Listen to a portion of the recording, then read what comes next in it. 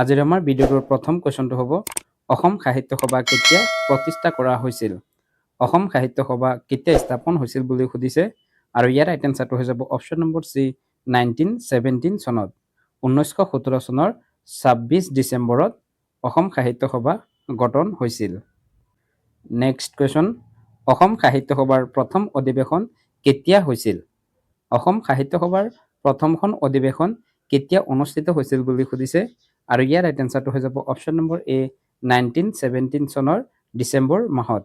1917 চনৰ ডিচেম্বৰ মাহত অসম সাহিত্য সভাৰ প্ৰথমখন অধিৱেশন অনুষ্ঠিত হৈছিল। নেক্সট কুৱেশ্যন, অসম সাহিত্য সভাৰ প্ৰথম অধিৱেশন ক'ত অনুষ্ঠিত হৈছিল? অসম সাহিত্য সভাৰ প্ৰথমখন অধিৱেশন 1917 চনত ক'ত অনুষ্ঠিত হৈছিল বুলি সুধিছে। ইয়াৰ ৰাইট এনসাৰটো হৈ যাব অপশ্যন নম্বৰ চি শিৱসাগৰ জিলাত। শিৱসাগৰত অসম সাহিত্য সভাৰ প্ৰথমখন অধিৱেশন অনুষ্ঠিত হৈছিল। নেক্সট কুৱেশ্যন, অসম সাহিত্য সভাৰ প্ৰথম সভাপতি কোন আছিল? অসম সাহিত্য সভাৰ প্ৰথমগৰাকী সভাপতি কোন আছিল বুলি সুধিছে। ইয়াৰ ৰাইট এনসাৰটো হৈ যাব option number B Padmanath Gohain Barua. Padmanath Gohain Barua আছিল অসম সাহিত্য সভাৰ প্ৰথমগৰাকী সভাপতি। নেক্সট কুৱেশ্যন, অসম সাহিত্য সভাৰ প্ৰতিষ্ঠা সভা ক'ত হৈছিল? অসম সাহিত্য সভাৰ প্ৰতিষ্ঠা সভা ক'ত অনুষ্ঠিত হৈছিল বুলি সুধিছে। ইয়াৰ ৰাইট এনসাৰটো হৈ যাব অপশ্যন নম্বৰ বি শিৱসাগৰ। শিৱসাগৰত অসম সাহিত্য সভাৰ প্ৰতিষ্ঠা সভা অনুষ্ঠিত হৈছিল।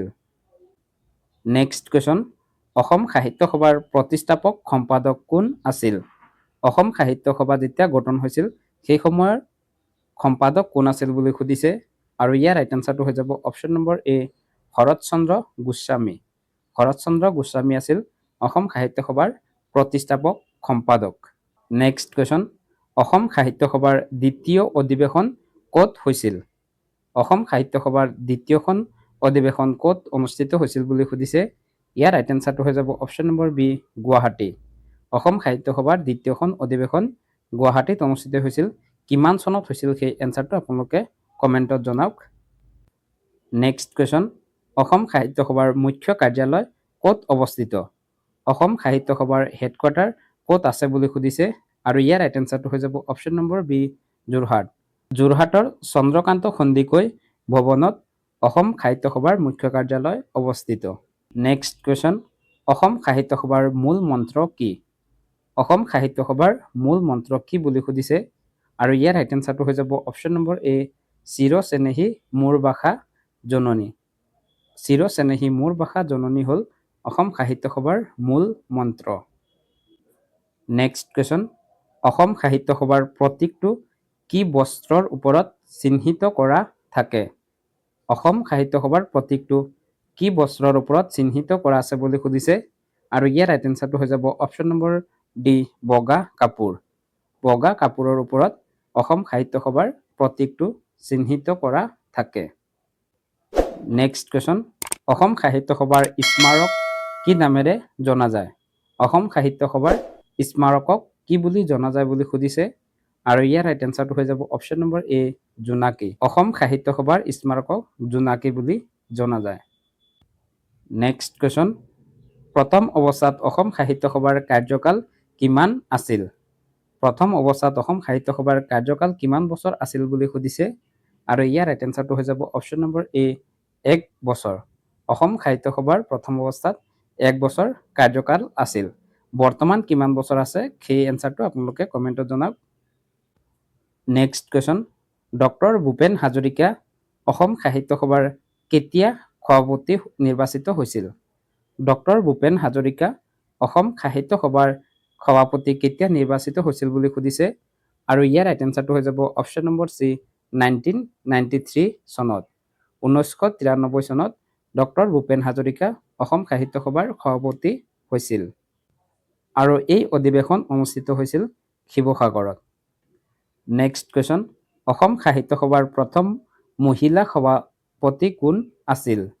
অসম সাহিত্য সভাৰ প্ৰথমগৰাকী ওমেন সভানেত্ৰী কোন আছিল বুলি সুধিছে আৰু ইয়াৰ ৰাইট এনসাৰটো হৈ যাব option number C Nalinibala Devi. Nalinibala Devi আছিল অসম সাহিত্য সভাৰ প্ৰথমগৰাকী মহিলা সভাপতি বা সভানেত্ৰী। নেক্সট কুৱেশ্যন, নলিনীবালা দেৱী অসম সাহিত্য সভাৰ সভানেত্ৰী কেতিয়া হৈছিল? অসম সাহিত্য সভাৰ সভানেত্ৰী কেতিয়া হৈছিল বুলি সুধিছে আৰু ইয়াৰ ৰাইট এনচাৰটো হৈ যাব অপশ্যন নম্বৰ চি 1954 চনত। 1954 চনত নলিনীবালা দেৱী অসম সাহিত্য সভাৰ সভানেত্ৰী হৈছিল। নেক্সট কুৱেশ্যন, অসম সাহিত্য সভাৰ কোনটো শাখাই প্ৰকাশনা কৰে?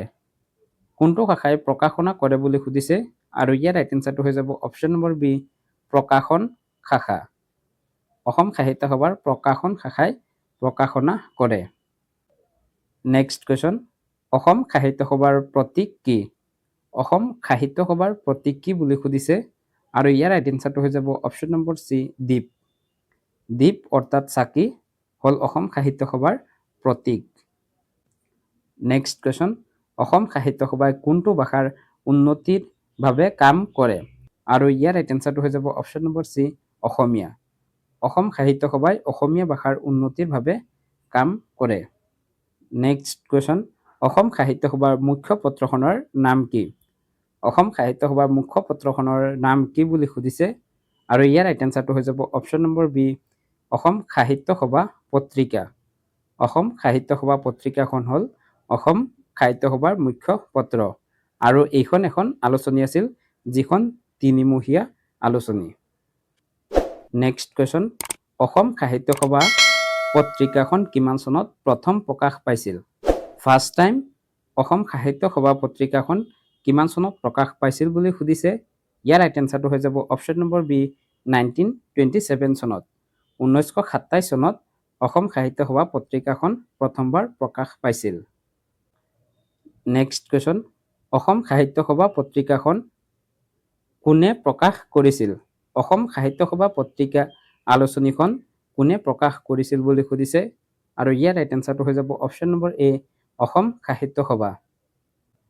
অসম সাহিত্য সভাই অসম সাহিত্য সভা পত্ৰিকাখন প্ৰকাশ কৰিছিল। নেক্সট কুৱেশ্যন, বন্ধ হৈ থকা অসম সাহিত্য সভা পত্ৰিকাখন কিমান চনৰ পৰা পুনৰ প্ৰকাশ পাইছিল? দ্বিতীয় বিশ্বযুদ্ধৰ সময়ত অসম সাহিত্য সভা পত্ৰিকাখন বন্ধ হৈ গৈছিল। পিছত এইখন কিমান চনত পুনৰ প্ৰকাশ পাইছিল বুলি সুধিছে আৰু ইয়াৰ ৰাইট এনচাৰটো হৈ যাব অপশ্যন নম্বৰ ডি 1954। 1954 চনৰ পৰা এই পত্ৰিকাখন আকৌ পুনৰ প্ৰকাশ পাইছিল। নেক্সট কুৱেশ্যন, অসমীয়া ভাষা উন্নতি সাধিনী সভা কেতিয়া গঠন হৈছিল?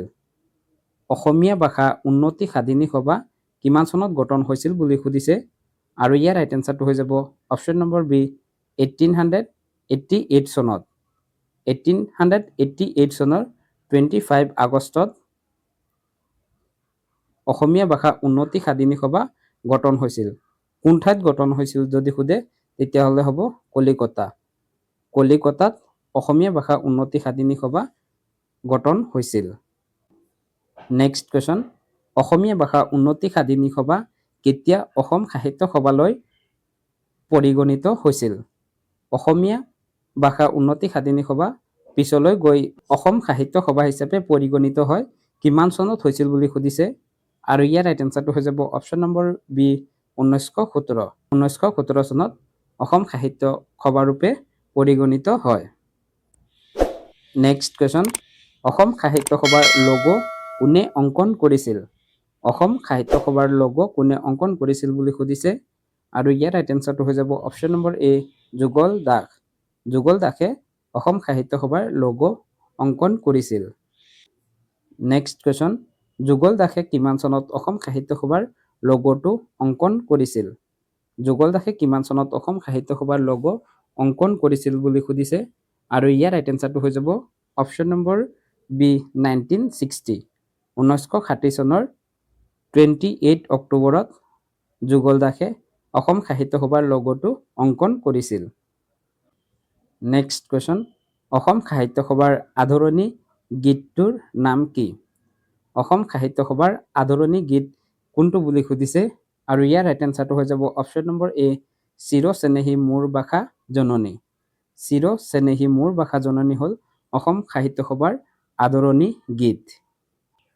নেক্সট কুৱেশ্যন, অসম সাহিত্য সভাৰ আদৰণি গীতটোৰ গীতিকাৰ কোন? অসম সাহিত্য সভাৰ আদৰণি গীতটো হ'ল চিৰচেনেহী মোৰ ভাষা জননী আৰু এই গীতটিৰ গীতিকাৰ কোন বুলি সুধিছে। ইয়াৰ ৰাইট এনচাৰটো হৈ যাব option number D Mitradev Mahanta.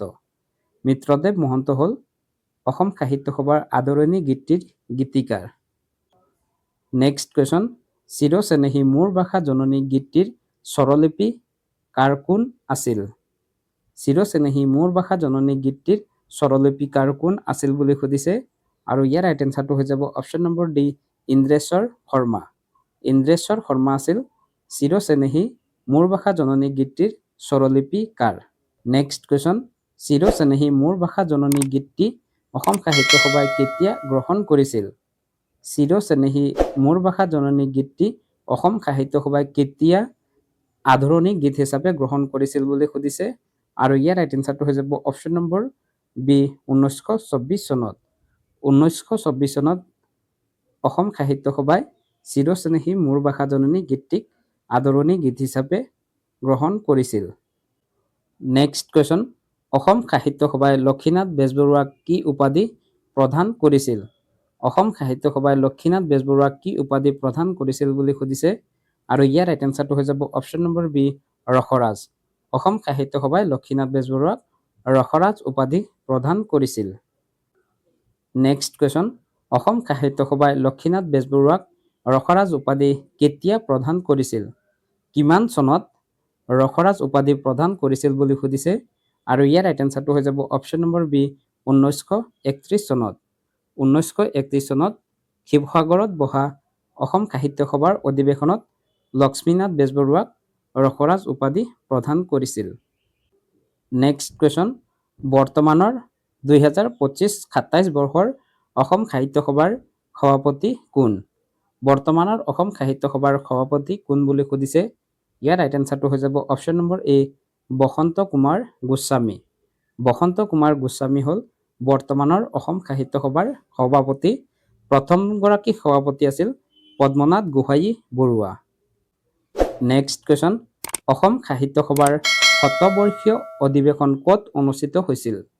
Assam Sahitya সভাৰ শতবৰ্ষীয় অনুষ্ঠান 2017 চনত ক'ত অনুষ্ঠিত হৈছিল বুলি সুধিছে আৰু ইয়াৰ ৰাইট এনচাৰটো হৈ যাব অপশ্যন নম্বৰ চি শিৱসাগৰত। 2017 চনত অসম সাহিত্য সভাৰ শতবৰ্ষীয় অধিৱেশন শিৱসাগৰত অনুষ্ঠিত হৈছিল। নেক্সট কুৱেশ্যন, বৰ্তমান অসম সাহিত্য সভাৰ উপ-সভাপতি কোন? বৰ্তমান অসম সাহিত্য সভাৰ উপ-সভাপতি কোন বুলি সুধিছে। ইয়াৰ ৰাইট এনচাৰটো হৈ যাব অপশ্যন নম্বৰ এ পদুম ৰাজখোৱা। পদুম ৰাজখোৱা হ'ল অসম সাহিত্য সভাৰ বৰ্তমানৰ উপ-সভাপতি। নেক্সট কুৱেশ্যন, বৰ্তমান অসম সাহিত্য সভাৰ প্ৰধান সম্পাদক কোন? অসম সাহিত্য সভাৰ বৰ্তমানৰ প্ৰধান সম্পাদক কোন বুলি সুধিছে। ইয়াৰ ৰাইট এনচাৰটো হৈ যাব option number B Devajit Bora. Devajit Bora হ'ল বৰ্তমান অসম সাহিত্য সভাৰ সম্পাদক। নেক্সট কুৱেশ্যন, অসম সাহিত্য সভাৰ সভাপতি হিচাপে দুবাৰকৈ নিৰ্বাচিত হোৱা ব্যক্তিজন কোন? কোনগৰাকী সভাপতিত অসম সাহিত্য সভাৰ দুবাৰকৈ নিৰ্বাচিত হৈছিল আৰু ইয়াৰ ৰাইট এনচাৰটো হৈ যাব option number B Nilamani Phukan জ্যেষ্ঠ। নীলমণি ফুকন অসম সাহিত্য সভাৰ দুবাৰকৈ সভাপতি হিচাপে নিৰ্বাচিত হৈছিল। নেক্সট কুৱেশ্যন, লক্ষ্মীনাথ বেজবৰুৱা কেতিয়া অসম সাহিত্য সভাৰ সভাপতি আছিল? অসম সাহিত্য সভাৰ সভাপতি হিচাপে লক্ষ্মীনাথ বেজবৰুৱা কেতিয়া অধিষ্ঠিত হৈছিল বুলি সুধিছে আৰু ইয়াৰ ৰাইট এনচাৰটো হৈ যাব অপশ্যন নম্বৰ বি 1924। 1924 চনত লক্ষ্মীনাথ বেজবৰুৱা অসম সাহিত্য সভাৰ সভাপতি হৈছিল। এতিয়ালৈকে আজিৰ আমাৰ এই ভিডিঅ'টোত অসম সাহিত্য সভাৰ লগত জড়িত আলোচনা কৰিবলগীয়া ইম্পৰ্টেণ্ট কুৱেশ্যন এণ্ড এনচাৰখিনি আমি আলোচনা কৰিলোঁ। এই কুৱেশ্যনখিনি যদি আপোনালোকে কিবা ভুল দেখে সেইবোৰটো কমেণ্টত আঙুলিয়াই দিব বুলি আশা ৰাখিছোঁ। ইয়াৰ পিছত প্ৰতিটো ভিডিঅ'ত যেনেকুৱা আপোনালোকলৈ এটি কুৱেশ্যন আগবঢ়াওঁ, আজিও এটি কুৱেশ্যন লৈ আহিছোঁ আৰু সেই কুৱেশ্যনটো হ'ব অসম সাহিত্য সভাৰ মুখ্য কাৰ্যালয় কোন জিলাত আছে? ইয়াত জিলা কোনখনত আছে বুলি সুধিছে। 4টা অপশ্যন দিয়া আছে। অপশ্যনখিনিৰ ভিতৰত আপোনালোকে ৰাইট এনচাৰটো কমেণ্টত জনাওক আৰু নহ'লে ইয়াৰ এনচাৰটো আমি ডেছক্ৰিপশ্যনত দি দিম, তাৰ পৰা গৈও ইয়াৰ এনচাৰটো আপোনালোকে জানি ল'ব পাৰিব। এইটো আছিল আজিৰ আমাৰ প্ৰতি ছানডে অৰ্থাৎ দেওবাৰে আলোচনা কৰিবলগীয়া বিভিন্ন টপিকৰ ওপৰত লৈ অহা ভিডিঅ'। ইয়াৰ উপৰিও আমি ছ'চিয়েল ছায়েন্সৰ ভিডিঅ'খিনি প্ৰতি সোমবাৰৰ পৰা শনিবাৰলৈকে আগবঢ়াওঁ। সেই ভিডিঅ'খিনি যদি আপোনালোকে চোৱা নাই, সেই ভিডিঅ'খিনি আপোনালোকে চাব বুলি আশা ৰাখিছোঁ। য'ৰ পৰা কুৱেশ্যন আছাম পুলিচ, SI বা ABUB, ADRE এক্সামত আহিব, সেয়েহে সেই ভিডিঅ'খিনিও চাব। আৰু এই ভিডিঅ'টো যদি এতিয়ালৈকে চাই আছে, তেতিয়াহ'লে ভিডিঅ'টোত এটি লাইক কৰি চেনেলটো ছাবস্ক্ৰাইব কৰি দিবলৈ নাপাহৰিব। ভিডিঅ'টো শেষলৈ চোৱাৰ বাবে ধন্যবাদ। জয় আই অসম।